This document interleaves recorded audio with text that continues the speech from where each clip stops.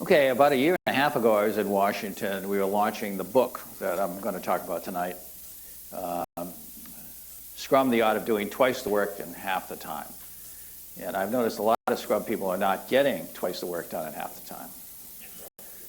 So our whole approach to training, and we're not doing any training right now in Washington, but New York's not that far away. I do most of my training in Boston or Europe right now. I have two trainers who are, one's a 5th degree black belt Kung Fu expert, and another one is beyond the belts. He's been the Tai Chi champion of the United States for many years, okay? And so we teach a style of Scrum that is guaranteed to get you twice the work in half the time. And if you don't get it, you get your money back for the course. So you can't beat that. We also, in May of this year, just a couple of months ago, finally got another paper on Scrum into the Harvard Business Review. The first paper in 30 years since the original Scrum paper in 1986. And it's really a good paper for managers, embracing Agile, all the things that managers can do to help, and all the things they do that tends to block agility that they need to fix. So if you have management problems, it's a good place to start. I'm working more and more with leadership. In the last month, we've been training the senior management at Toyota, the senior management at GE Digital, GE Power particularly, I've been working with that are building the power plants. Last week I was at Maersk, which is the #1 shipping company in the world. They need to get agile. So Scrum is moving way beyond software. For all these companies, software is a part of what they do, but it's not the main business. It's building stuff, shipping stuff, making cars. Scrum is really, it's interesting what's happening. I've done a lot of work recently also with the guys that wrote the book on Agile innovation. And we did a webinar with them, and here's one of the slides they had in the webinar. They said, hey, Jeff, have you noticed that global poverty has gone down, well, here in 2011, is down to 17%. Actually, I've got more recent data because the World Bank called us up about a month ago, and they said, we've got a problem. World poverty is going down below, it went below 10% in 2015. It looks like it's going to 0, at least the extreme poverty that we measure. And we're going to have to change our whole business model at the World Bank. Should we use Scrum to run the World Bank? And of course, we said, well, yeah. And so they said, come on down. My son, the co-author of the book, lives here in Washington, so he went down to the World Bank headquarters. We're talking about how do we take poverty to 0, but once you do that, then you start to need to build economies, okay? So how would you use Scrum to that? The innovation guy said also, if you look at global productivity, global productivity has doubled. And if you look at how much people are working less. So kind of worldwide, we're already doing twice the work in half the time. But I just downloaded a most recent book today on productivity in the United States. And we got a little bump during the .com era, but in recent years in the United States, we've kind of flatlined. Most of this productivity increase is coming from somewhere else right now. So if you really look at what the work situation here, we need to talk about that. One of the things the innovation guy says is driving this is computing. We know Moore's law says our computer, the number of transistors on a chip doubles every 18 months. So our computers get faster, cheaper. Communication is even faster, doubling every 9 months. Storage every 12 months. And content exponentially exploding, and it's driving everything down in price to 95% of the price is getting driven out of things. And that's one of the things that's really not only helping with poverty, but it's also changing the business. So we have these situations like Nokia being #1 in 2007, and then with 60% market share, and then 4 years later, 0. That's why all these big companies are talking to us. It doesn't matter if you're #1 anymore. in 4 years you could be dead. So, and we're doing a lot of work with car people in Germany. And, last year Tesla went up 50% in market share and all the competitors went down. So we have guys from Mercedes, Volkswagen in the classes. I say, okay, last year you went down 20%. If that happens 5 years in a row, you're just like Nokia, right? I said, I hope the alarm bells are going off in Stuttgart. They said, yes, they are. Okay, yes, they are. So it's really interesting what's happening. Let's come back to the United States. Here's a survey that the New York Times did last year about why people hate work. Most people, I think it's a little better in software, but most people, they never have time to do what they want. They can't focus. They have no creative time. They don't have any connection to the mission of the organization. And the Gallup polling does a real-time survey. You can go online and you can see, okay, today, how many people were engaged at work? And it's always down around 30%. 70% of the people working, they just want to get out of there. And surveys have shown between 15 and 20% are actively trying to sabotage the organization they're in because they just hate it so bad. So it's not pretty out there. And my assessment of the problem is that because people have a hard time getting things done, then the managers start putting pressure on people. And in software, historically, we've had to work nights, we've had to work weekends, we've gone on death marches. It's been a life of misery, right? A lot of you are nodding right now, right? And that's not fun, and it's because we can't get stuff done. Okay. So if we could figure out a way to get stuff done more effectively, faster, easier, have more fun doing it, it could really change our lives. And I know for many of you in this room, your life has been changed significantly by Scrum, by moving to Scrum. Well, I started back at West Point as a cadet. This is Beast Barracks. Here's Barry, 4-star General McCaffrey, standing a shower formation. Before we could go to bed at night, we had to take a shower. Before we could take a shower, we had to stand rigidly at attention until we drenched our bathrobe with sweat. And only when our bathrobe was drenched could we get in the shower. So I had to learn how to generate twice the sweat in half the time. There's another guy that's been doing this stuff like this, a guy named Ferris that wrote a couple of books. One is The 4-Hour Work Week, the other is The 4-Hour Body. You read that? The thing I like the most in The 4-Hour Body, he said, we're trying to get, more muscle, less fat, burn calories, and they're studying the Olympic swimmers. And these guys, they eat 12,000 calories a day and lose weight. And they measured the amount of output that they were generating for exercise, and the exercise would only burn a few thousand calories. So they said, what's burning those other 8,000 calories? And they figured out it's the cold water. They're in that cold water for hours. So Ferris, the author of the book, went down to the Safeway, bought 6 or 8 bags of ice, filled his bathtub with ice, jumped in the bathtub and lay there for half an hour, shivering and shaking in pain to see if he could burn 12,000 calories. And he figured out it really worked, but it's just extremely painful. So he did what I did. How could you figure out an easy way? And what he figured out was that if you get a cold pack, you put it in your fridge, put it in your freezer, and sitting down watching TV at night, for half an hour, you put it at the top of your shoulders and your back, you can get 60% of the effect of lying for a half an hour in a tub of ice. Who would have thought it? No pain, no suffering, it's the easy way, okay? So this is what my Scrum book is about. we had to learn the hard way. All those death marches, we had to learn the hard way.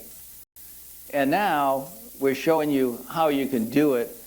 It's fun, it's easy, it's more effective, the customers like it better, all these things. But it all starts with pain and suffering in the beginning. I started to dig myself out of that even at West Point. The last year I was at West Point, I was training officer of Company L2, which was known as the worst company in the Corps of Cadets marching on the parade field. And as my job as training officer was to, they called the company the Loose Deuce. My job was to help to fix that. No matter what we did, marching overtime didn't work, telling them they were bad cadets didn't work. Finally, out of desperation, I put color-coded notes on the company bulletin board after every parade so we could see in priority order the points that they lost. Everybody had to walk by it after every parade. And without saying anything, the company self-organized into the #1 company in the Corps of Cadets within 3 months. Showing that just by making things visible, even really bad teams can become the best in 3 months. So that was the start of, really, for me, the Agile journey. Right about that time, General MacArthur died, probably our most famous graduate. And he had specified that there would be a company of cadets marching behind his casket when he was buried. And because the Loose Deuce was #1, we got to bury General MacArthur. So none of us have ever forgot that. He was a legend in our time. Now, here's the thing that comes out of all that that is directly relevant to today. The biggest problem we find when we go into companies, we find out that teams don't have a clear prioritized backlog at the beginning of every sprint. In fact, we go in and they ask, you know, I won't name the companies, but multiple companies have asked us to come in, let's assess 1,000 developers, and we'll find 30% of them are doing stuff that the business does not want them to be doing.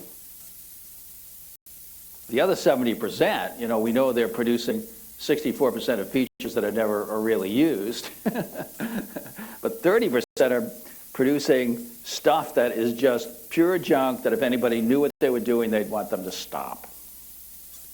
So how many of you have fixed this in your organization? Everybody knows at the beginning of every iteration, they have a clear prioritized backlog of what to do. Only a couple of people. So that means we have a lot of work to do to get agile. So a lot of our work with the larger companies is initially trying to establish a product owner organization that can deliver that backlog and clarify. Because without that, you know, nothing matters that much. You know, you can go twice as fast as half the time, deliver and use this stuff, but that doesn't solve the problem. We really need to get the priorities straight.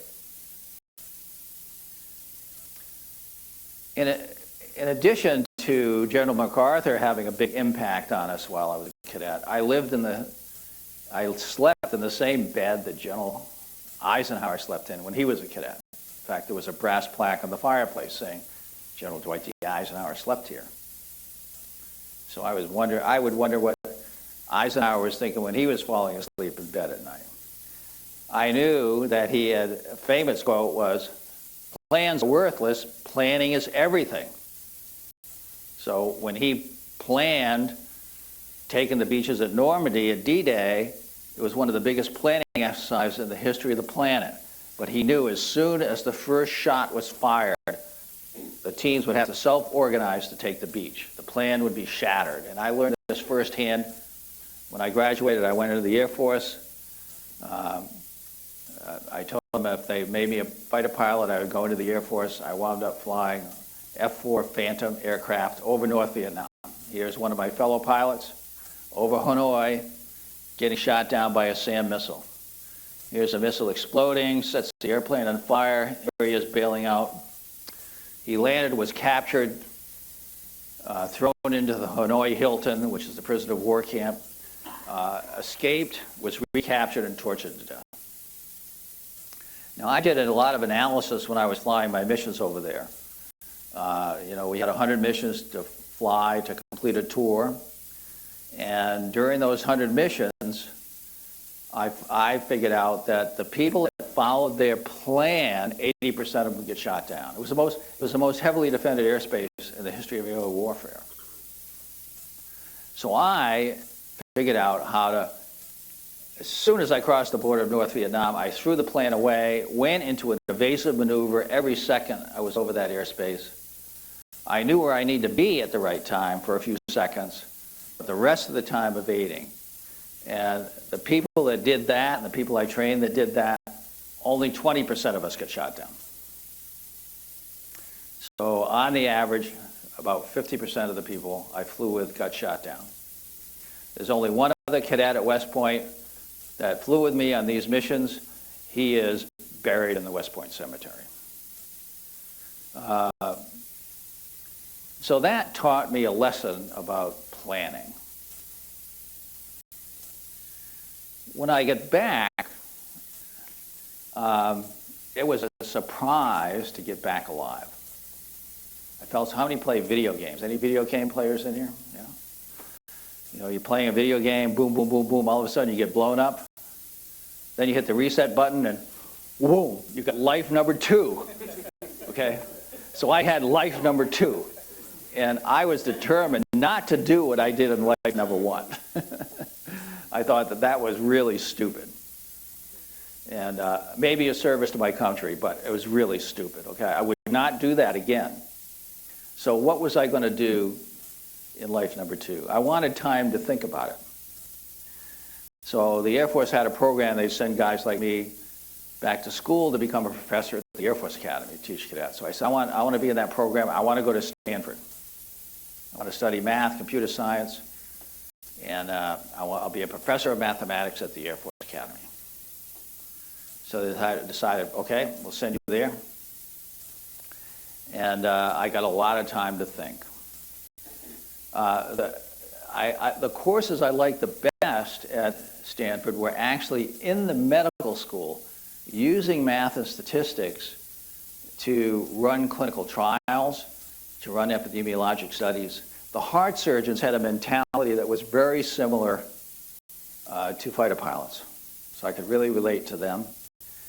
And I also did a lot of work in AI at SAIL, the AI lab. At that time, McCarthy, one of the 2 co-founders of artificial intelligence with Marvin Minsky, who I worked with later, was running the lab, and he was always complaining that I was using 10% of the entire compute power of the AI lab at Stanford, working on my program, a smart program that would play chess and win against people.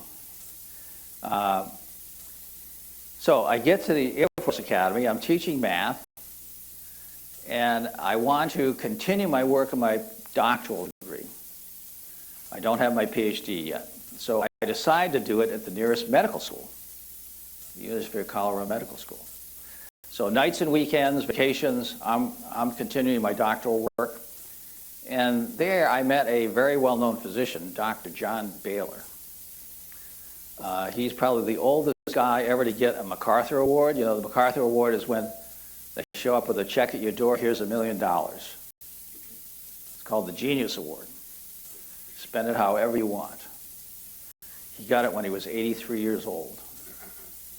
When I met him, he had just written this paper showing that there were more women getting cancer induced by radiation from mammography than were getting cured by early detection. And it created a huge uproar. The radiologists wanted to tar and feather him and run him out of the country. But when I met him, I said, Dr. Baylor, you're a guy who actually does the research, publishes it, stands up for the truth, and will not back down, and people have to read your stuff. And the National Cancer Institute actually had to change all their public policy. At the time, he was the editor of the Journal of the National Cancer Institute. A very powerful figure there. And he had been the one responsible for all the data collection on cancer for decades at the National Cancer Institute. So I said, maybe you could help me write a thesis that'd be worth reading, because most of us, we write a thesis as a doctoral student, and it goes on a library shelf and it just gathers dust. And we probably got a bunch of PhDs. How many got a PhD in this room? Here at MITRE, we have a lot of them, right? So I said, help me write something that's worth reading. So we said, well, I have a problem. I have a couple of problems, he said, but here's my number one problem. Here's 300 clinical papers. Each paper has charts and graphs on cancer. Some of them are animals, some are humans, all different types of cancers in all different countries. Every chart and graph is different. Explain why. I'll give you a doctoral degree. So, oh, well, how will I do that? He said, well, you're going to have to you're a computer science mathematician. You need to mathematically model the human cell and show exactly what transitions it goes through to become a malignant cell. And then what happens to make it grow into a tumor, because then a patient goes to a clinic, and if they get a diagnosis, it winds up in my database at the National Cancer Institute. And so when your model of the cell fits all my data, that's the definition of done. You got a doctoral degree. I said, well, that sounds like a hard problem. He said, yeah, it is. You're going to have to figure out what causes cancer, because nobody agrees. But he says, I will help you, and all the leading cancer researchers in the world are trying to publish in my journal. I'm talking to all of them all the time. And we will review everything you're doing and guide you. So it sounded like a really unique opportunity, even though impossible. So I went to work. I spent 6 years in the 6 months in the medical school library studying the literature. Then I started coding. It took 6 months of coding. I had to make some mathematical breakthroughs to get things to run fast enough. And I finally ran the program for the first time after 1 year. And when I got back to my office, people kept running in and saying, Sutherland, you just used a third of the computer science budget for the medical school for the year. This was even worse than the AI lab at Stanford. So they said you could never run that program again. It took me 2 years to work with the head of the medical computing lab just to get hardware in so that I could actually run the program again. But the program clearly showed that there were 4 stages of cell changes that caused malignancy. And this is actually recent data from, today we can DNA sequence cells and we can see exactly what changes in the genetics. And so this is current genetic data showing what my program showed before anybody had a clue about any of this. Okay. Now, this turns out to be the fundamental mechanism by which Scrum works. Because that research showed you could take a complex adaptive system, in this case a human cell, it will go through a series of state changes, moving through a design space, and it can go into a negative state, maybe get cancer. You can actually take a cancer cell, and we showed in the lab, whereas you can make that cell change back into a good cell systematically. So by manipulating a complex adaptive system through a state space, you can alter the way things work. Now, it turns out that a cell is a complex adaptive system, a lung is a complex adaptive system, a human is a complex adaptive system, a team is a complex adaptive system, a company is a complex adaptive system, a country is a complex adaptive system. The Earth is a complex adaptive system. So this applies to anything. If we can figure out the right changes to make in the right sequence, anything can be migrated into anything. And so the whole point about Scrum is to systematically alter the way the team works so that an average team becomes a great team. Now, I spent 16 years as a research scientist. And then one day, a big banking company came by and they said, hey, Sutherland, you have a team that's working on the same technology we're using in the bank, but you guys have all the knowledge of the medical school, but over at the bank, we have all the money. What if we put the knowledge together with the money? And they made me an offer that my wife couldn't refuse. As a poor graduate student's wife and then junior professor's wife. And so I wind up at the bank as vice president for advanced systems. I'm charting the future of technology. But meanwhile, I'm looking at what's going on in the bank. They had all kinds of programmers, but the biggest number of programmers were COBOL programmers. Anybody programming in COBOL here? Yeah, we still got a few here at MITRE, huh? I'm in Zurich regularly, and there are still thousands of COBOL programmers in Zurich. And I noticed that their projects were always late. We were running 150 banks. So our customers were the CIOs of the banks, and they were really mean customers, okay? And when our projects were late, they would get really angry. And so I noticed that they were using these things called Gantt charts. This is just a simple one. They would fill walls with them, thousands of tasks.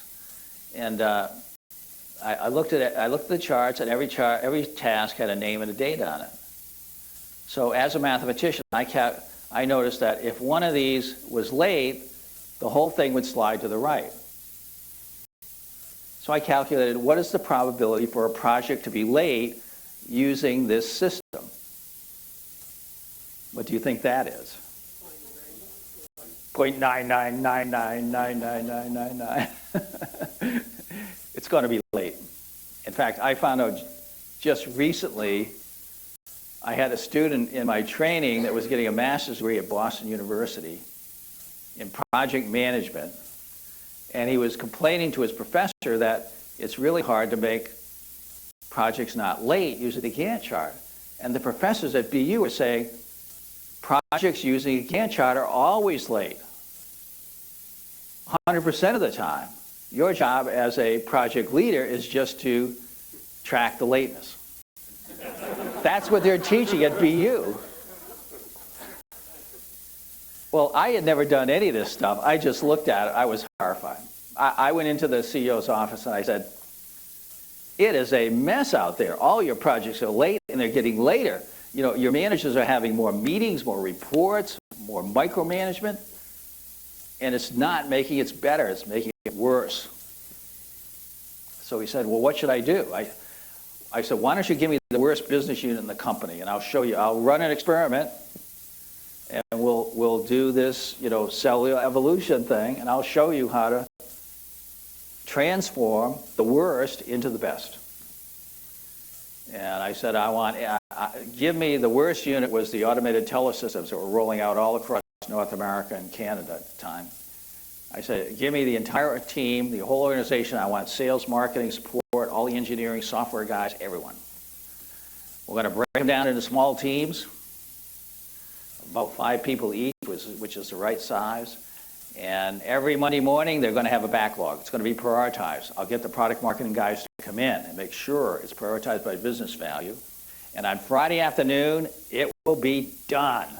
And if it's software, it will be live. I said, I will show them week after week how to execute. And I pulled them all together, and I said, I'm going to show you how to lay project. Fighter pilot, an aircraft. I trained a lot of these guys, and they tend to come in high. And if they come in high, they can land in the middle of the runway and go sliding right off the end of the runway into the trees, or the buildings, or the water, whatever. It's always bad at the end of the runway. So I've had a number of my colleagues wind up in a big smoking hole at the end of the runway because of this. I said, so we need to show you how to land just like that pilot did. These planes are designed to be slammed on the end of the runway. So all the way down, you're making small changes. So we're going to practice landing every Friday afternoon. I said, I know you're going to have a hard time the first few weeks, but we're going to practice it over and over. So So just like the pilots, you learn how to do it right every time. In less than 3 months, it was the #1 business unit in the bank. Just like the teams, the cadets at West Point. It works every time. It does take a little skillful, agile coaching. It does take understanding the way complex adaptive systems work. And I said, we're going to throw away the Gantt chart. I'm going to give you a burndown chart so you can see where you are on the glide path every step of the way. So we added the burndown. Now, it's interesting what's going on. The Scrum guide says that it's always said this, and it's also the second principle in the Agile Manifesto. At the end of every sprint, you have a potentially shippable increment of product. The product owner wants to ship it, it gets shipped. And I've been polling people around the country, and particularly in Silicon Valley, where every company I'm in has at least 200. A small company has 200 Scrum teams. The bigger ones have 1,000 or more. And I polled all those teams, and I found out 80% of them don't have working product at the end of a sprint. Now, that is getting to be really bad news today because the state of the art, people are talking about DevOps. Anybody doing DevOps? DevOps means ops is totally automated. There are no humans in the loop. That's what DevOps means. So that means as soon as someone finishes a story, you hit the button, it goes live. It goes into a rolling wave of live until it's fully live, and it automatically backs itself out if there are problems. And Forrester Research did a poll. 2% of companies polled can release multiple times a day. Is anybody doing that here? Another 2% at least once a day. At HubSpot down the street from where I am in Cambridge, 170 live updates a day on a slow day. That's what some companies are doing.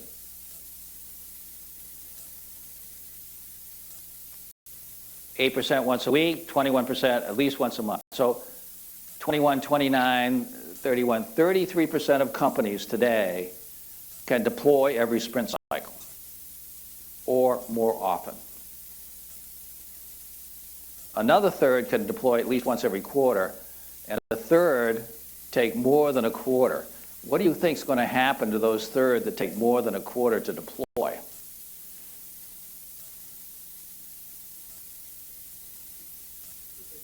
It's not going to be pretty because these numbers, every day these numbers are increasing.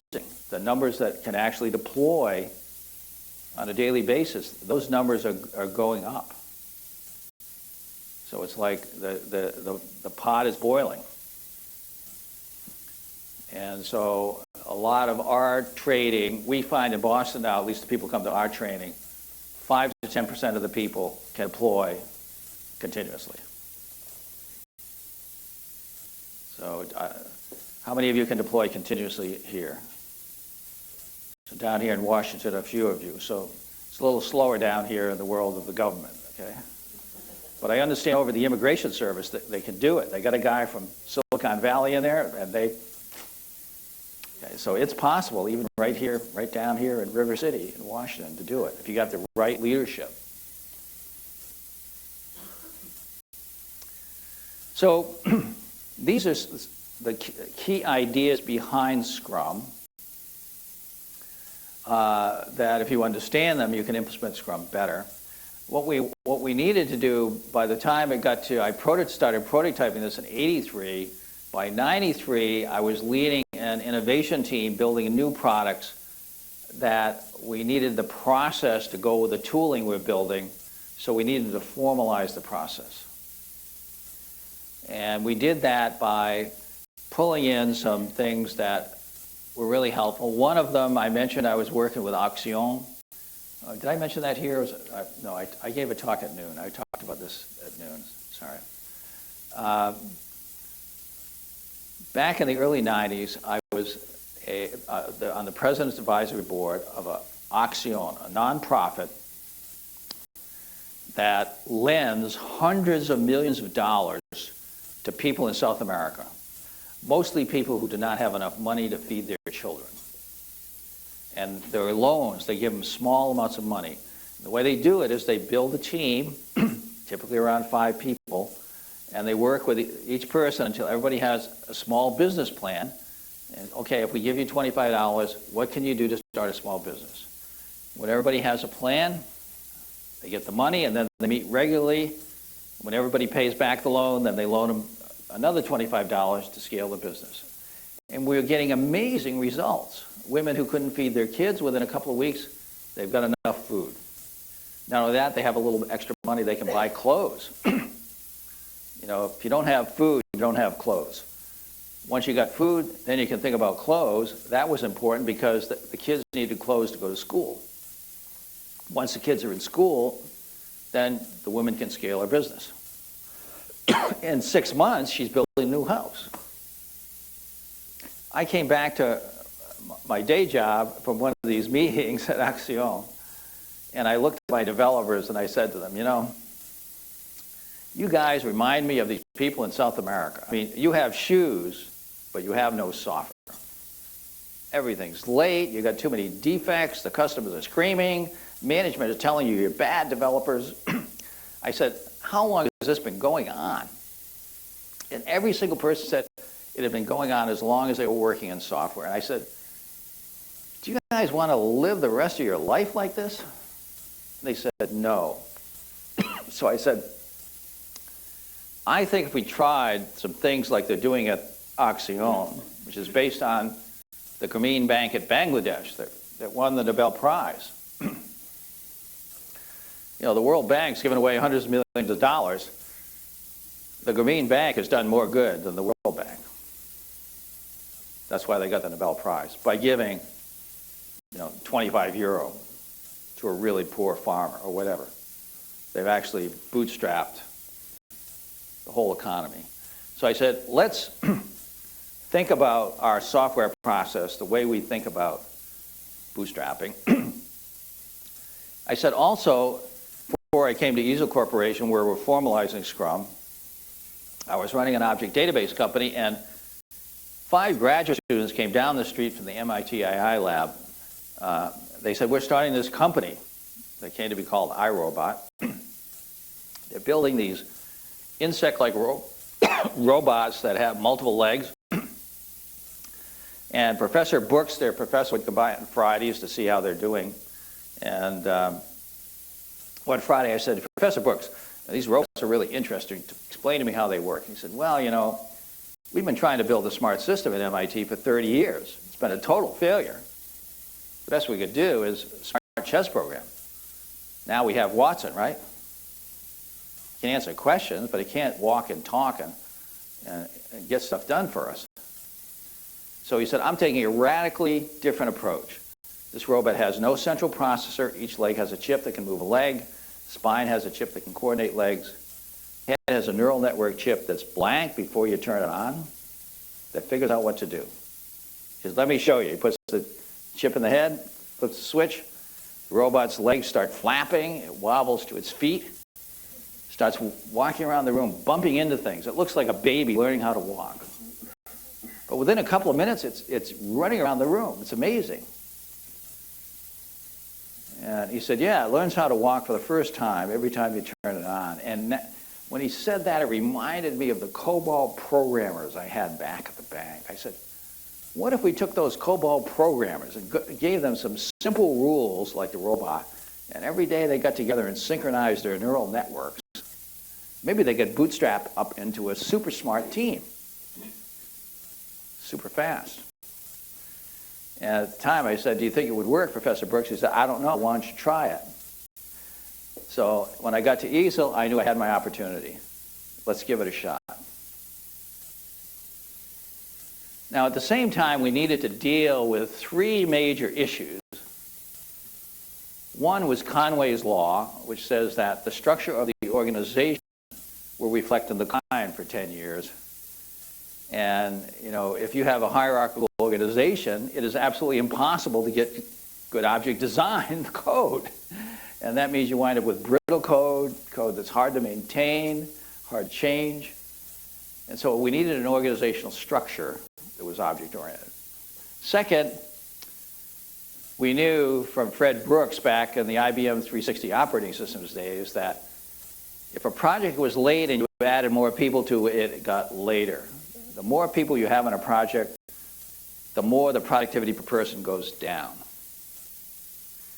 And in Fred Brooks' classic text, The Mythical Man Month, he explains why, and it's because of the communication pathways. They start exploding. So to control that, we need small teams.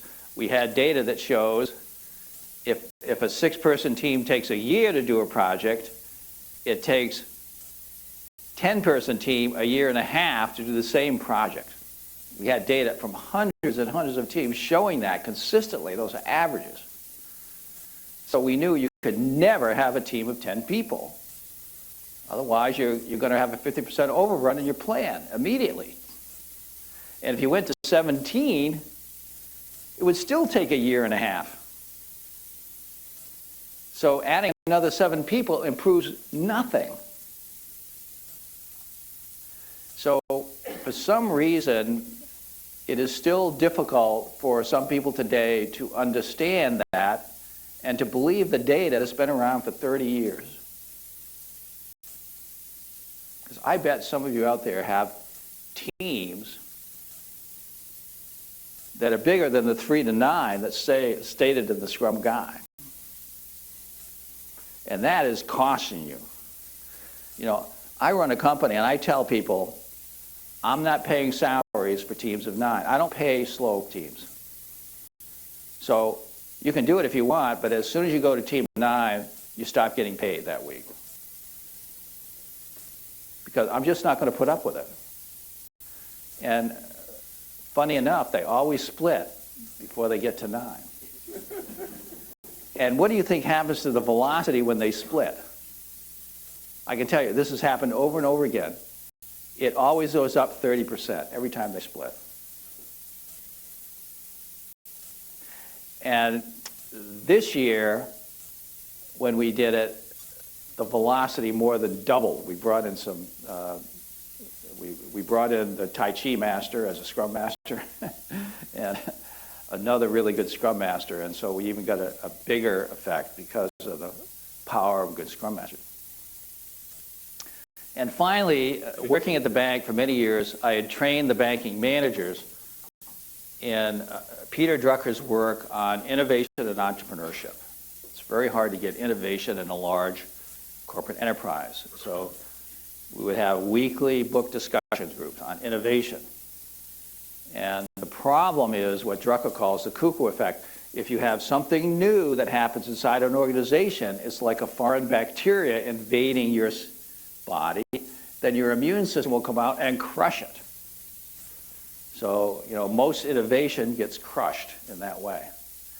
So I knew we needed a skunk works just like Lockheed had generated in the California desert to build all the latest technology, everything from the plane that got shot down over Russia, the U-2, to the SR-71, to the first stealth bomber, to stuff that's flying around out there that you don't even know about, except the guys that might have, they know about it. The rest of you, if you saw it, you'd think we're flying saucers. That stuff is built in 10% of the time for 10% of the cost. Why? Because those guys are out there in the desert where no managers can go. They can't even know what they're doing out there. But my problem was I didn't think I could send all the Scrum teams to the California desert. How was I going to get a skunk works operational in corporate headquarters? And in fact, we had Dal Rigby was the lead author on our Scrum paper in the Harvard Business Review. He's the head of innovation at Bain Consulting. And we selected him because he had already published successfully over a dozen papers in the HBR, and he knew all the editors really well. He said this was the hardest paper he ever did for HBR. He said, Jeff, you know, the thing I learned from working with you guys is that Scrum is all about innovation, and it's creating a skunk works in the organization. So Scrum is designed to do this, and to do it, we have this structure of small teams. Harvard's done a lot of research on the right team size, and we know it's 4.6. Either 4 or 5 people is the best team size. And these small teams are coordinated by a scrum of scrums, a virtual team, maybe with some additional people, that's responsible for making sure everything gets all done together by all the teams that are associated with it. And it scales indefinitely. It's basically an object-oriented organizational structure that's indefinitely scalable.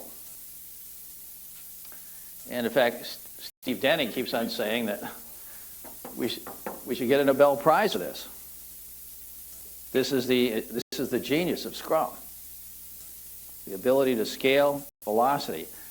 And we have multiple case studies showing that Scrum done well can scale linearly across the globe. You double the number of teams, you double production.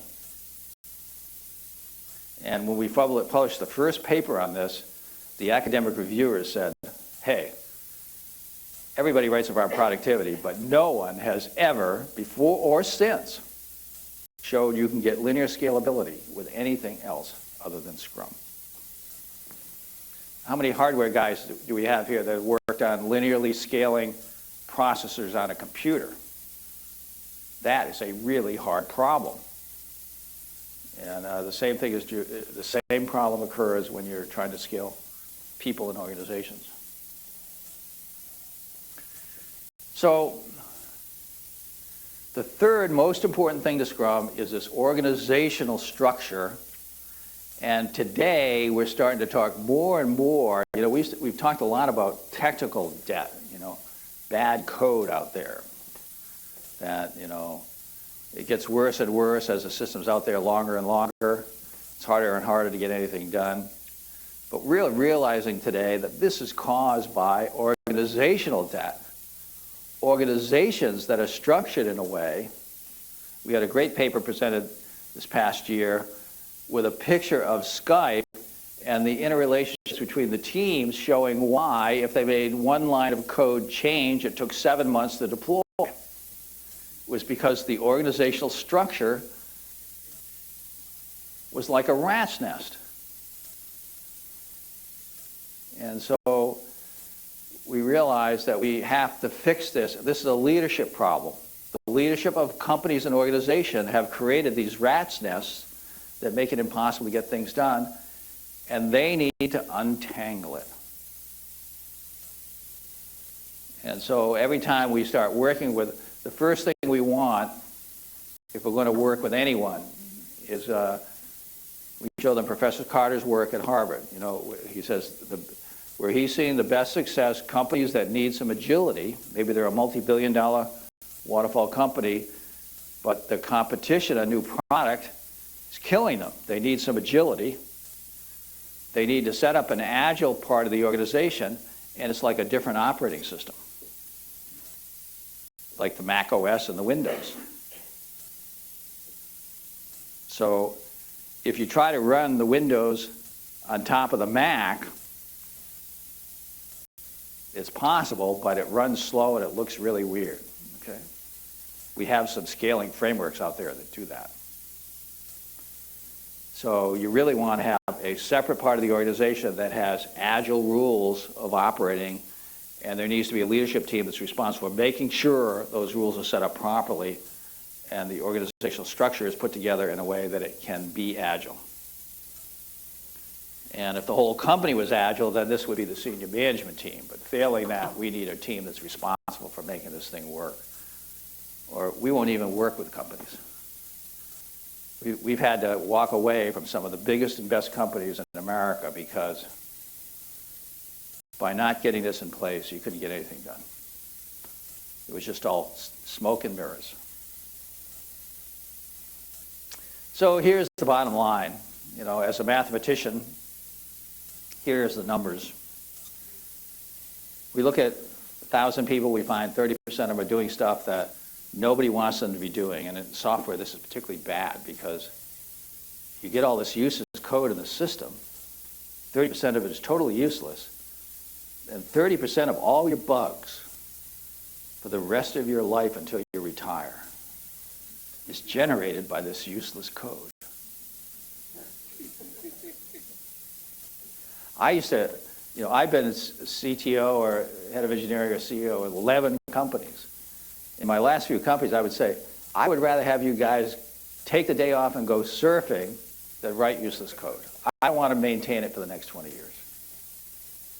And I remember the last company, it was the policy. The product owner team did not have a clear backlog. Coming into sprint planning, the whole development organization was to take the day off, go surfing. When they produce the code, only 35% of it is regularly used. Actually, at Adobe, they did an analysis, only 5% at Adobe. So they stopped building that 95% of junk. And then if you look at process efficiency, which is what we really train our Scrum Masters in, to really understand how lean thinking, process efficiency, does anybody in here know the process efficiency of your Scrum team? You can get that. How many are using Jira? Okay, you can get it from Jira. What you want to know is if a story should take a day, an ideal day to get done, how many calendar days does it take to be moved to done in Jira? If one day of work takes 5 calendar days to get done, 1/5 is 20%. That's the lean process efficiency metric. At GE, we actually had guys that knew what the process efficiency of their Scrum team was because these guys understood lean, and it was 5%. So 15% is probably high for many of you. So if you multiply these three together, 3.7% effectiveness is a typical organization. It's kind of like your brain. You know, we used to say only using 10% of our brain. But now the latest research with all these PET scans and everything, they found out it's much less than 10%. It's about 3.7%. The good news is that if you really understand this, you can fix it.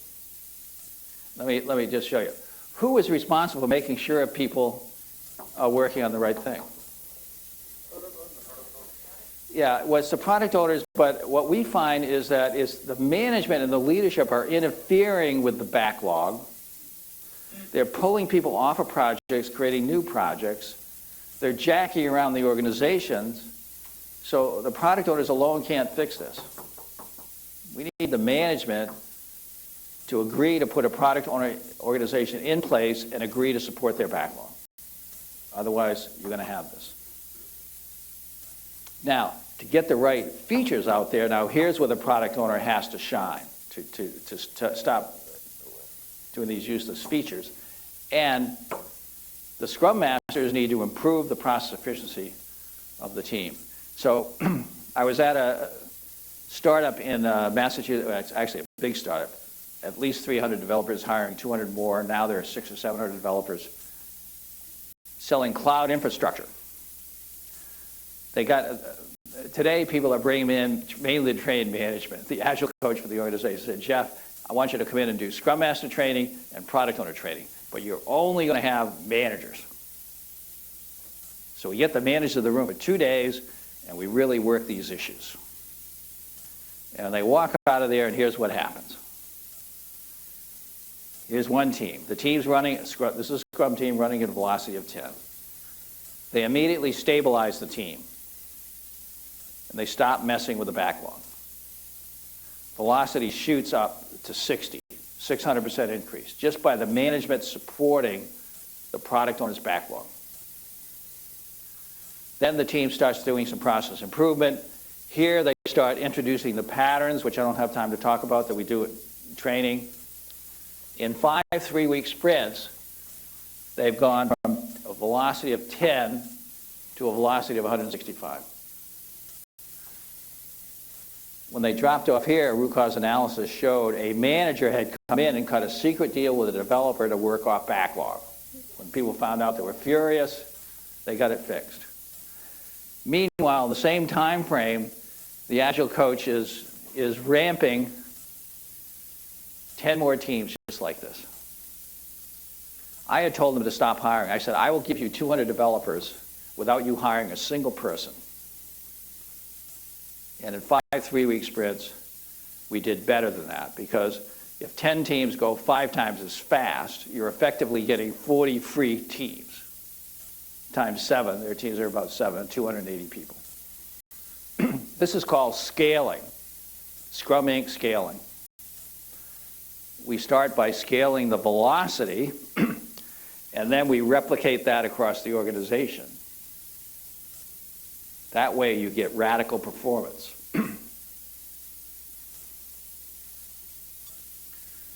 Most scaling frameworks come in and scale a mess. They scale this.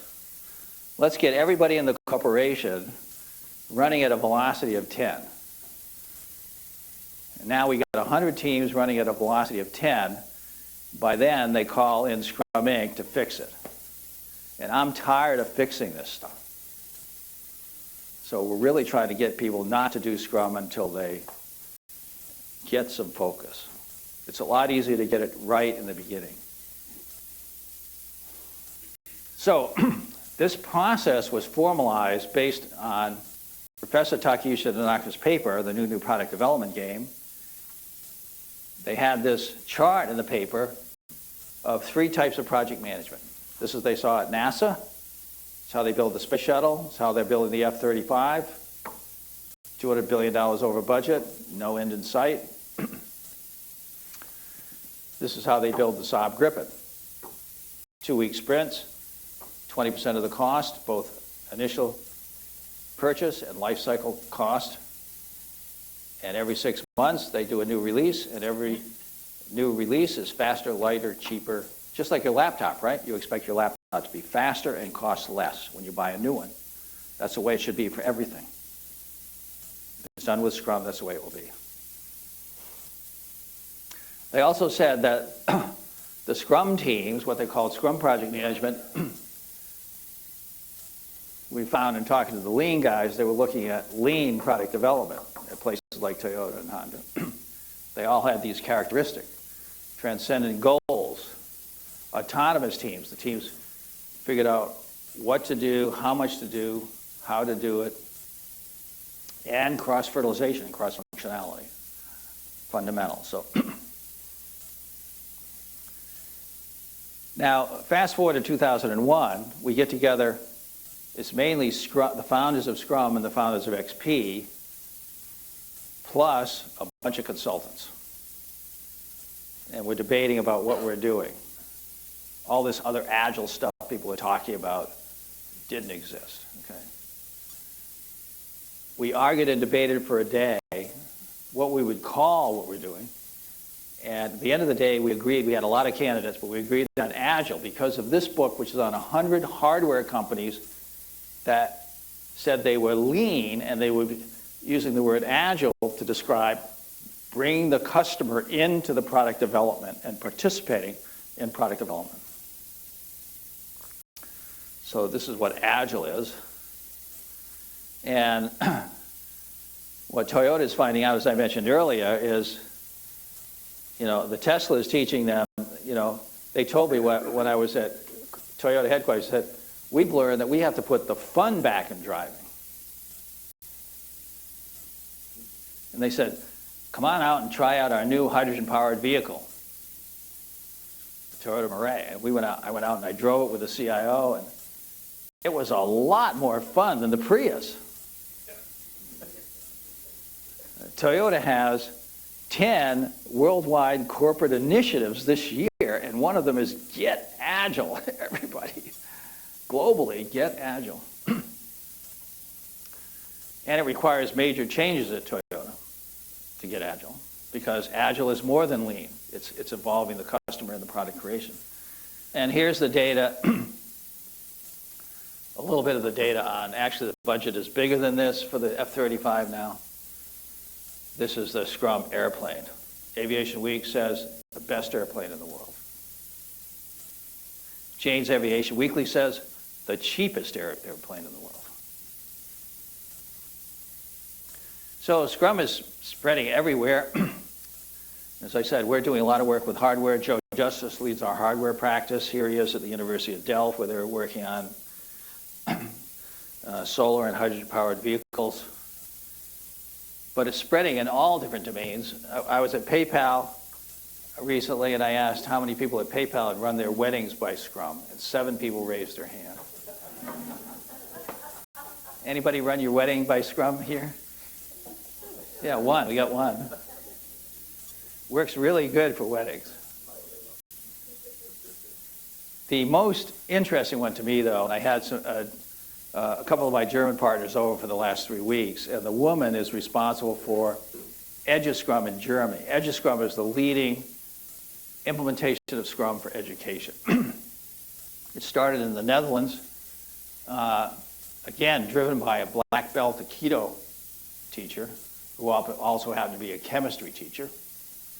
And he had the kids work in teams of 4. The bell rings, they come running in, they go to the wall, put their Scrum board up, have a daily meeting, they run to their desk and start working. The teacher's just standing there watching. I asked the teacher, what do you do? She said, well, I'm the product owner. I give them the backlog. They figure it out. If they have questions, they ask me. She says, they never let me talk more than 10 minutes. It really focuses the team. They really self-manage. I mean, they plan the work they do. They'll work right through vacations trying to get their work done. And everything is visible. Virtually all motivation and disciplinary problems go away. The team self-manages. And the kids say it's a lot more fun. They said they couldn't believe that I didn't invent this for teenagers. That was actually, we were using it for adults. They said it's perfect for teenagers. And their grades are a lot better. These are the same Netherlands scales on grades on 1 to 10. These are the same classes, waterfall versus Scrum. And this last semester, the Scrum classes finished the semester 6 weeks early. It takes them about a week, 1 to 2 weeks, just to boot up the Scrum, so it costs them on the front end, and they still wind up finishing the semester 6 weeks early with grades that are about 20% higher.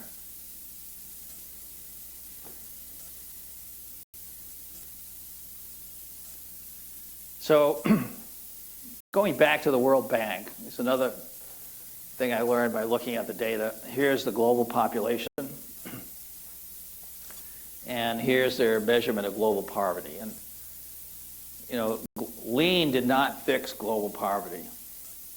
Where it started to go down was the first microcomputer. It's the computation. When I was in India earlier this year, my wife wanted to go on a 2-week trip on a riverboat up the Ganges River, stopping in all these little villages, the poorest villages in India.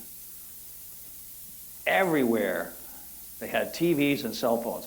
They took more pictures of me with their smartphones than I took of them. And there's an Indian startup that's selling smartphones for $4. Okay. So instead of $600, it's $4. So that's what's happening in the poorest villages in India, and it's driving poverty down. The Grameen Bank, which actually helped us through Oxion really think about this, they have a foundation now that's using Scrum for everything they do. We've actually done Scrum training for them. And they had this great video of their agricultural headquarters is in Uganda. And they had a woman standing in the field with her baby saying, okay, the Green Bank came in with their Scrum team and their Scrum applications on their iPhone. They showed me that some of the leaves on my crop were yellow, and they showed me how to fix that. Now I have twice as many bushels per acre. They also showed me on the iPhone that the price of my crops in the cities was 1,000 shillings a bushel, and I was only getting 300. So I negotiated up to 600 shillings a bushel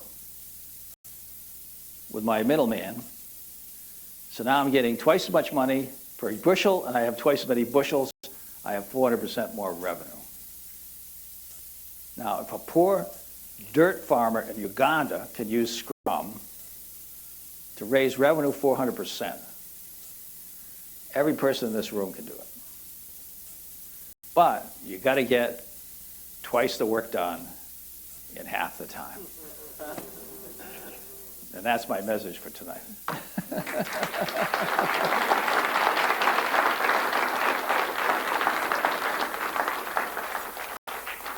Do we have any time for questions? Or? Yeah, and pause before you start the question. We've got microphones in the audience, and we'll bring them to you so the folks online can hear the questions.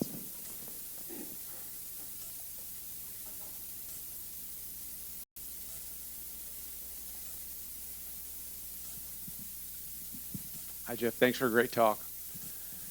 You mentioned 4.6 as the average for optimal team size. Is that a number or a pattern that you see as repeated in other situations, other contexts, other areas of nature? I mean, is that a magic number in some way? I don't know if it's a magic number in nature, but we have done a lot of experimentation at Scrum Inc. among our own teams. And what we clearly see is that if there's 4 or 5 people that are in a group trying to come to a decision, it goes quickly. As soon as you get 6, there's a little slowdown. 7 is noticeable slowdown. 8, it starts to become painful. And that's why at 9, we said we have to split. So we've observed that in the inner, so it's the communication pattern. So everybody doesn't get a chance to talk. All the information can't get on the table. There's not enough time, all these kind of things. So that phenomenon, I'm sure, occurs elsewhere in nature, probably at the cellular level. There's these kind of mechanisms that are going on. I don't know, but I haven't really studied that.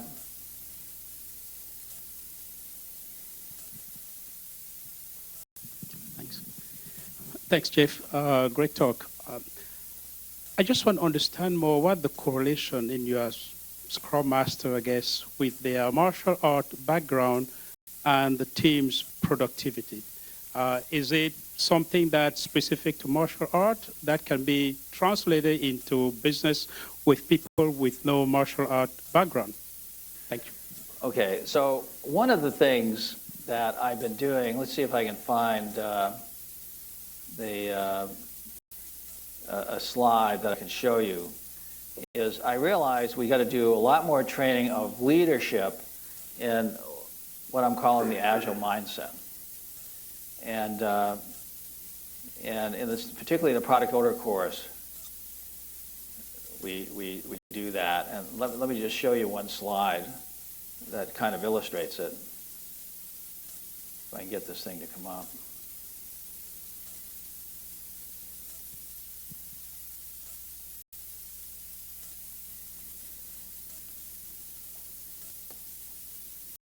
I had a dream one night, and in the dream, this commanding general with shoulders like about 4 feet across kind of drops through the ceiling, and he has this these leathers on with these silver rings hanging and a sword in his hand. And he comes dropping through the ceiling right side of my bed, whoom. And he said, "You've got to train them in the agile mindset." And he goes, whack, with his sword. I mean, I sat up bolt upright in my bed. It's the only dream I immediately, and sat up bolt upright. So I said, okay, I get it. So here's a slide that illustrates that. Here are 4 of my mentors. Sun Tzu, famous Chinese general, he was able to win a battle without ever firing a shot. Now, this is really important for how many Agile coaches do we have in here? You have to learn how to transform that organization without shooting anybody. And it is not going to be easy. Because I have found fairly consistency. You go into a large organization, about a third of the people, they want to rock and roll. Another third, they're willing to try it. But a third of them are like, not on my watch. And they're going to try to take you down as an Agile coach. So you're going to have to win against the naysayers. And if you can do it without firing a shot, that's the best way. Yeah. Just two questions. Wanted to follow up on the team size. So the 4.6, is that supposed to include product owners and your Scrum Master? And actually, we found by doing experiments over and over again, it's the people doing the work deciding how they're going to do the work, and so it's the people that have to make the decisions that are hands-on. In our company, we have Scrum Masters and product owners are also working on backlog, so they are, team members as well, and so they count in that environment. If the product owner is not working directly on the team, we're burning backlog. If the Scrum Master is a full-time coach and not actually, then maybe 4.6, maybe 6.6 is okay. And then on your slide with the velocity, I'm just curious because you talked about how the team wasn't working on the right things, but wouldn't the velocity still be potentially high, just not on things that the customer wanted? I mean, how did the velocity go from being so low to... Yeah, I mean, people rightfully point out that if you're going fast building the wrong thing, that's not good. Yeah. But I work with a venture capital firm. We have about $1 billion invested in dozens of companies. And we find if they're slow, it doesn't matter how good the backlog is. So the first thing we need to do is get them to go fast. And that takes about 20% of our effort initially. And then we spend 80% of our time working with the product owners and the management to try to get the product right. Do the market segmentation, get the product owner's organization, test the product in the market. That is actually harder than getting the engineering going fast. I have lots of other questions, but I'll let other people go. Yeah. Thank you. I do want to, let's see, do I have, I don't have the picture in this deck, but sometimes the women complain that they're all male figures. That's because I was a cadet at West Point, and we didn't have any women there at the time. But my son, JJ, who is a co-author of the book and lives here in Washington, has 2 little girls, and he's got a shot of a 3-year-old with kind of a Darth Vader helmet, and she looks exactly like Musashi. She's got the short sword and the long sword. So it has nothing to do with sex. It has to do with being able to win the battle for agility.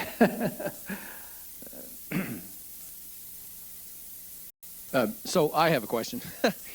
Convenient that I have a mic. In your book, you talk about a happiness factor as a pre-indicator of a drop-off in productivity of your Scrum teams. Is that still something you're using? Definitely, back in it's over 5 years ago now, and I'll show you the data where we started off on this. If I can put my finger on it, I came back from Europe, and I've been working with CRISP, Hendrik Nieberg at CRISP, and they were using the happiness metric to drive revenue for the company. They said it's a better forward indicator of revenue than any other metric. And so when I get back to the company, we're booting up a new Scrum team, and I said, let's use the happiness metric and see if that helps us. And This was back at the end of 2010. And the team was running at a velocity of 40. And so I said, okay, we're going to use this to boot up the retrospective better, and we're going to do it by asking people how happy they are about their job. But even more important than the number on a scale of 1 to 5, what would make them happier in the next sprint? And then when we get all the things that will make everybody happier, we're going to discuss what is the one thing that will make the team most happy.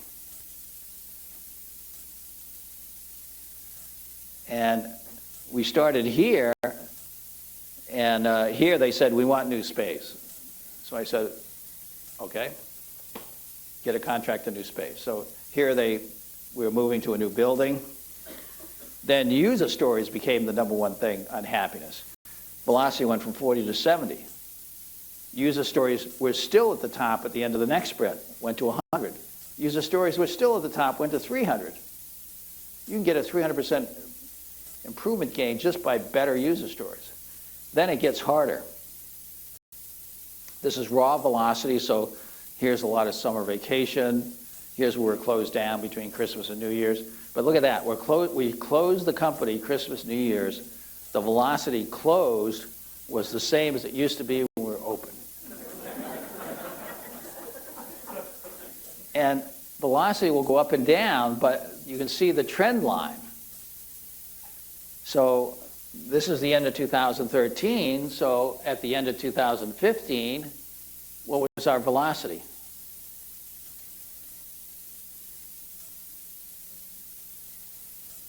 Just draw the line. 350. That's what it was. Then we increased the company size by 50%. And a couple of people were great Scrum masters, including the Tai Chi master. And the company size went up 30%. The velocity should have gone to 500 if there was a linear increase, but it didn't. It went to 1,200. So getting great people can have a really significant impact as well. Dr. Sutherland, thank you so much for sharing those data. Impressive. And I just have questions about 10 years ago, I somewhere studied people in the IT industry using Scrum about 35%. And we know Scrum is one of the agile method. And as of today, I don't know, did I miss anything? Do we have any data show how many people, population using Scrum as of today?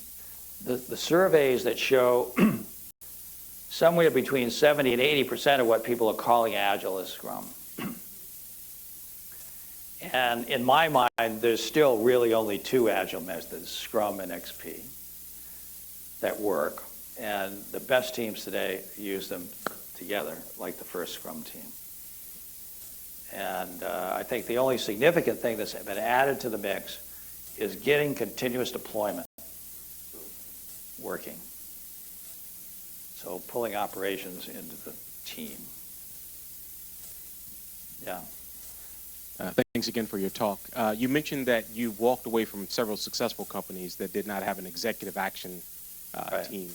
What do you look for in that, especially if you're in a consulting role where you have senior management for your company and then, say, senior management for the client who may be resistant to that change? We spent a lot of time, and we actually burned a lot of coaching dollars, more than we should have. We're learning to cut this off more quickly. Telling them what needed to be done, trying to coach the leadership that, if you don't do these certain things at the leadership level, we're never going to get the kind of motion you want. And our goal is to always at least double the performance of every team. And the best teams will get 8 to 10. So if we can't do that, we feel like we're just going to look bad. So doesn't make sense for us to stay around. Also, the company's wasting a lot of money. I was in Silicon Valley when I was doing the book tour, and every consultant in Silicon Valley has Agile on their business cards. And some of these biggest companies, like Cisco, had hundreds of Agile coaches and hundreds of Scrum masters, and 80% of the teams had no working software at the end of a sprint. I said, you guys are wasting your money on all these coaches and Scrum Masters. Why are you paying them? And two of the biggest companies in Silicon Valley said, we're going to stop. We're going to have internal coaching, training, and we're going to build internally people that actually can help teams improve and really be worth the money we're spending on. So.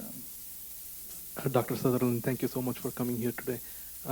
My question is, like the Edu Scrum that you showed, are there any organizations in the US which are doing something for Scrum in the non-IT, non-technical space? Yeah, lots of companies. There's even in Boston, there's an Edu Scrum startup just working in education. But, we have case studies on Scrum and sales. A sales team can double their revenue in 6 months using Scrum. Today, I was with a whole group of leaders in digital marketing here in Washington, working both in the government and within commercial firms. We had Branson's guy from Virgin Airlines here. He said, Branson's probably going to be calling you because he says a lot of our projects could really be amped up if we were using this kind of approach.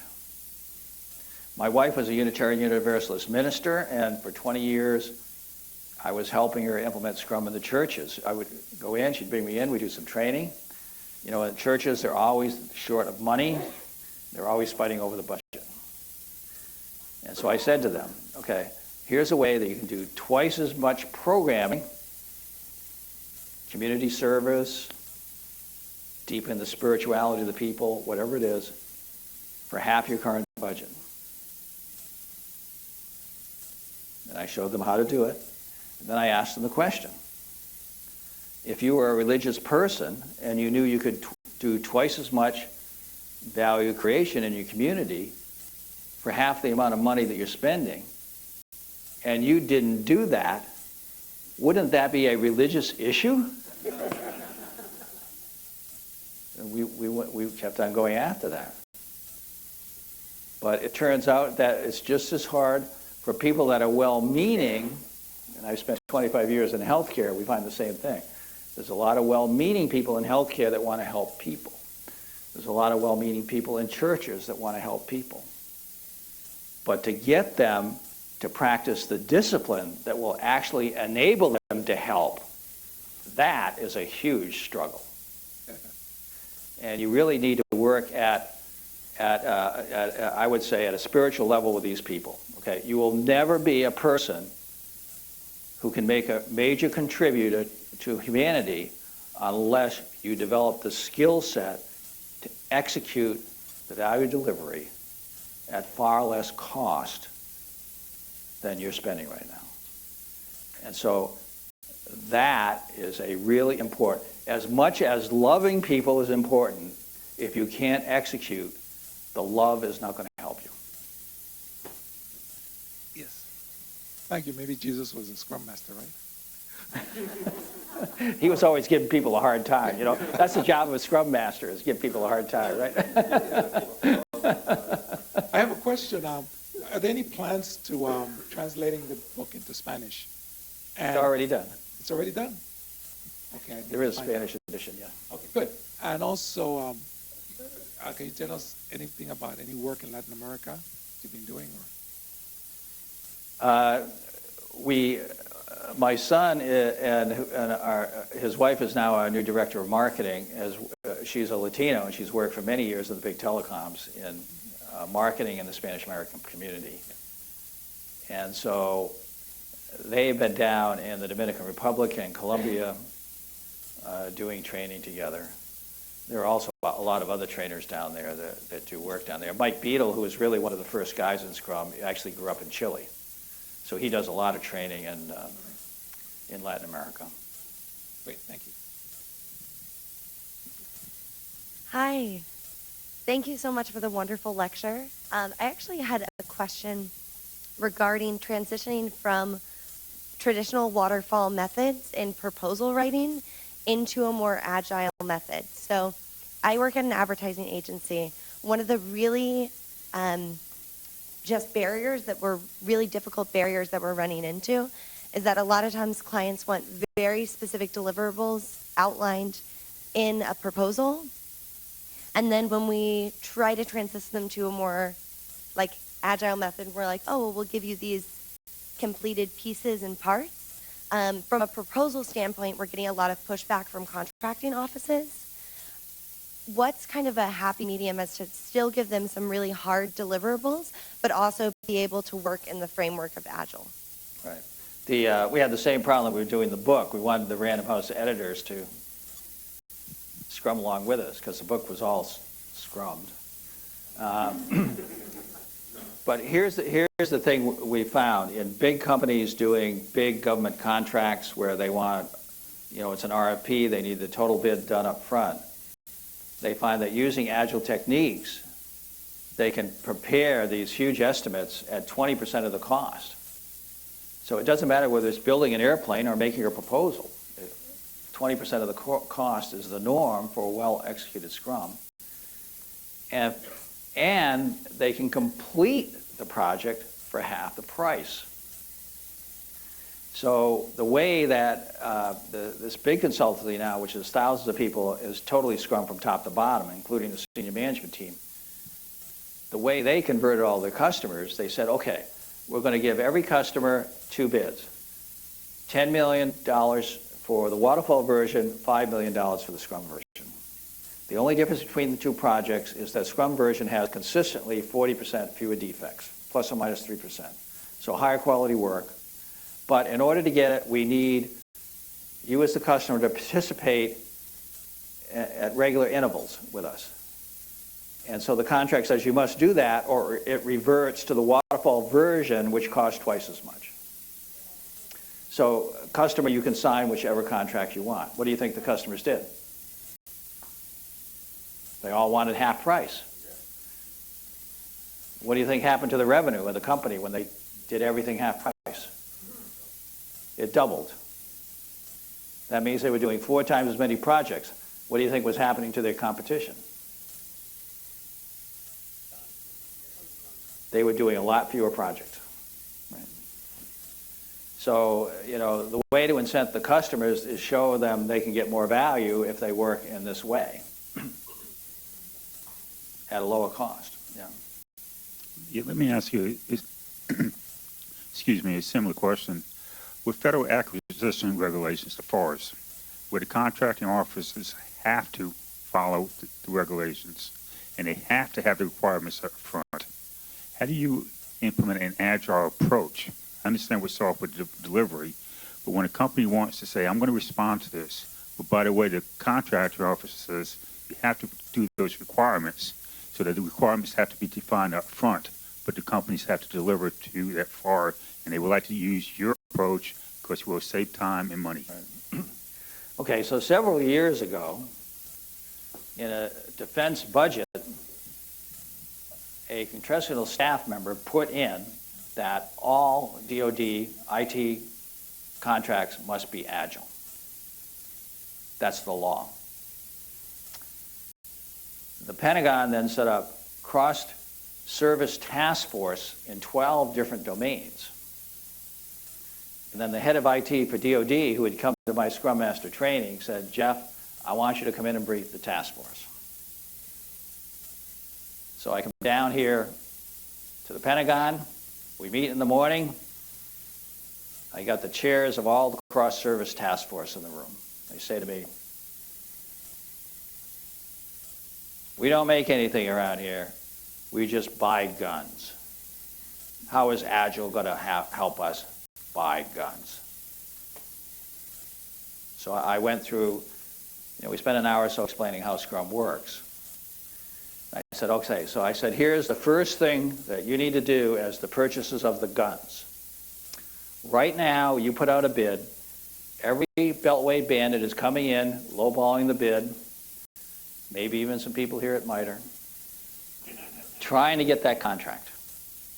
And they know They're not going to make a lot of money in that contract, on the initial bid, but when you ask for changes, they're going to charge you a lot of money.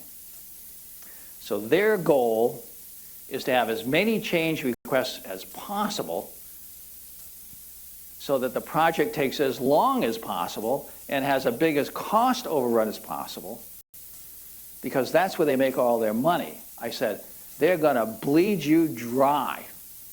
And every person at that table said, yes, that is our problem. I said, well, here's the first simple agile thing you do that will stop this immediately. You put in every contract a paragraph that says all changes are for free. And if you want to change in there, all you have to do is throw away one of these low priority features, because 65% of them are useless anyway, and it doesn't take any more work. You come in on time and on budget, and they can't bleed you. So they said, well, that's going to be really hard. We may have to change the regulations. Might even have to change the law. I said, well, you've got a multi-trillion-dollar budget, which is more than most countries. You guys sitting at this table, if you can't figure it out, nobody can. Fast forward. 3 years later, one of our biggest defense contractors comes to me in Massachusetts and says, we just lost a $400 million radar contract to a Scrum bid from Lockheed. We've had to lay hundreds of people off.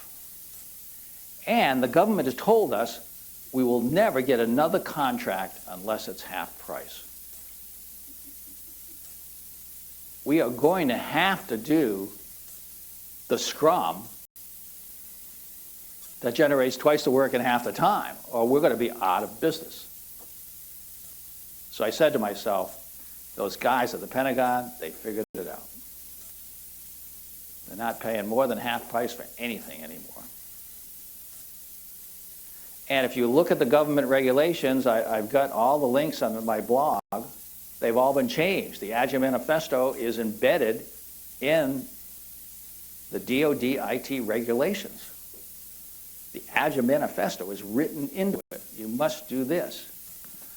So now you have all these agencies that have been waterfall forever, and we're having trouble turning the battleship. We might have to send some people to jail along the way. But they will change. I can tell you, our Massachusetts defense contractors spent 2 years negotiating earned value in points burning up so that they could submit an Agile contract. And for those of you who are Agile coaches, the way it has worked is they got paid for partially completing a task. So if they did half a task, they would get paid. What is that going to, everybody that knows Scrum knows what that's going to do to the budget. What's it going to do? They're multitasking. Mammoth multitasking. It's going to cut 80%. If you look at the data in software on projects, you know that's going to cut 80% of the production out of the system just by the massive multitasking, by paying people for partial completion of thousands of tasks. So when the defense contractor that earned value in points burn up, nothing is paid for unless it meets the definition of done. That's going to save the taxpayer huge amounts of money. Okay, so all of these things, this is just the tip of the iceberg of what Agile can do to fix these projects. And read the book, the FBI project, just like Obamacare. $400 million, hundreds of people for years, nothing worked. The FBI put 30 Agile people in the basement of the FBI building. A year and a half later, for less than the remaining budget, maybe 10% of the original budget, they brought that project in on time, and now they're able to track terrorists. 10 years after 9/11, we couldn't track a terrorist because we're using this waterfall thing on a government project. This is still going on over in healthcare, maybe at the IRS. I think Social Security is more agile, Immigration Service very agile. We still got parts of our government that is totally wasting billions and billions of dollars, not getting anything done. It's, as a taxpayer, I am outraged. I wish you all would be outraged with me and do what that congressional staff person did. You know, get to the person that can put in the next bill, agile is the law of the land. Yeah. You said that when you added 2 great Scrum Masters, your velocity went from like 500 to 1200. Can you please describe quickly like the qualities of a great Scrum Master?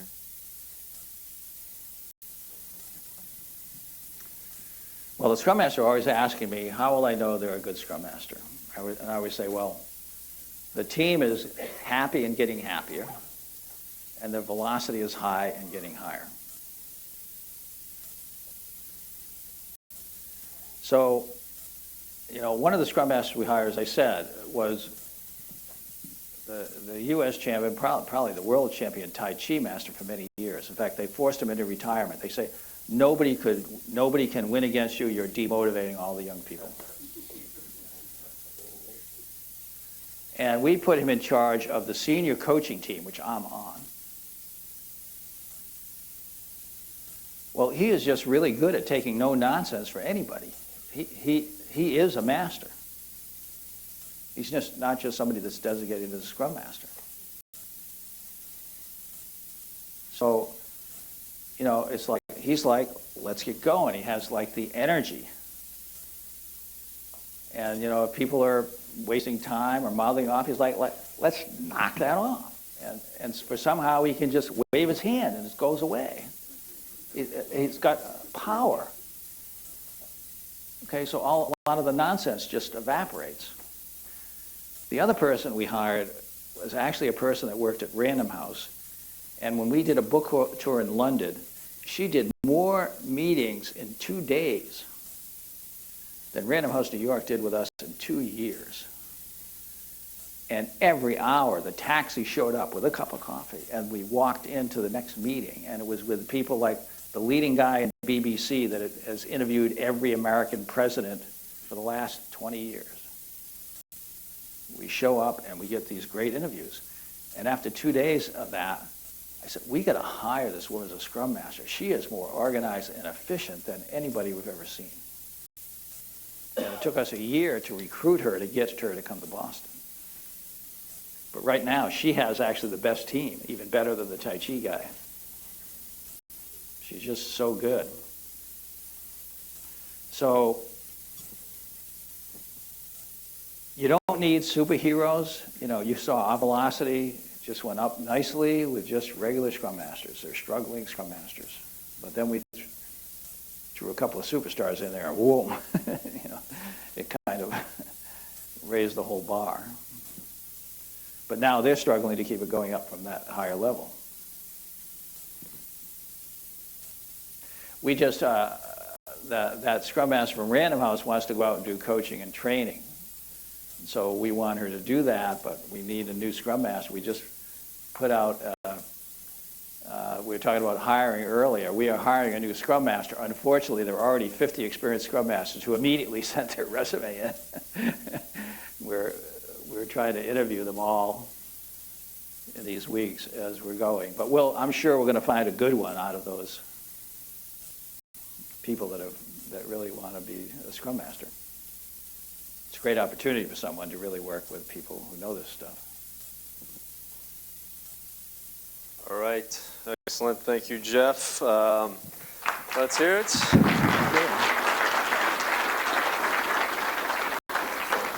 So we don't want you to go away empty-handed. We purchased you some fine coffee, so thank you, sir, very much for coming again to the user group. And we would like to bestow the honor, but first I want to definitely thank Becky, Melissa, Andrew, and Matthias for helping out to get this thing going, to do all the planning that led up to it. Thank you, and let's hear it for them real quick.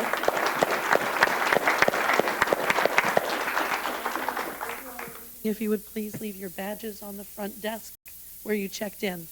Be a big help for us. Thank you. And take lots of pizza and cake and some Cokes, because you might need it tomorrow. If you got kids, they need to eat too. So Jeff has inked a couple of these, signed them, so we're going to give away 2 of them. So do the honors, please. Okay, George T.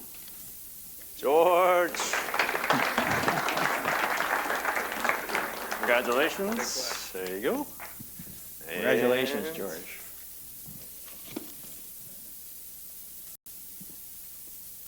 Shengzong Lu. Did I pronounce that right? Yeah, man. Excellent. All right, thanks again for coming out, and stay tuned to the meetup. If you guys do want to head over, I won't be there yet. We got to kind of break down, but if you walk out here, you can take 3 minutes walk to the Lost Dog Cafe. You have to ask that man. Jeff, let's not put him on the spot, but probably. Well, we'll ask.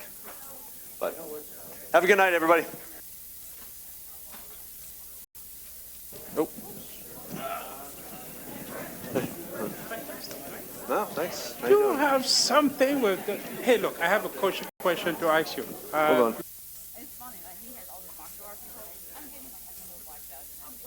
But I'll be part of it. My dad's a Tai Chi master, so it's funny that when he does that.